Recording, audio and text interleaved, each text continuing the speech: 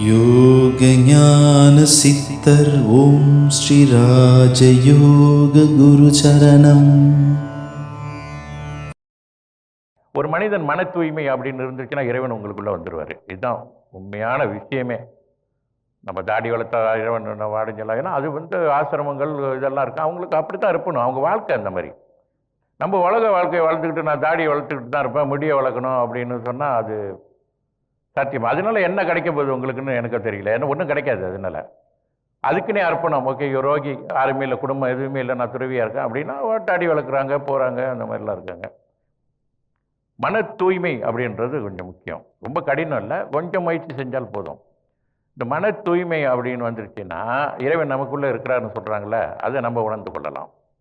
உண்மையில் இறைவன் எங்கே தான் உண்மையில் நமக்குள்ளே இருக்காருன்னா எப்படி இருப்பார், என்ன மாதிரி இருப்பார், என்ன மாதிரி அனுபவம் அப்படின்றது தானாகவே நமக்கு தெரிய வரும்.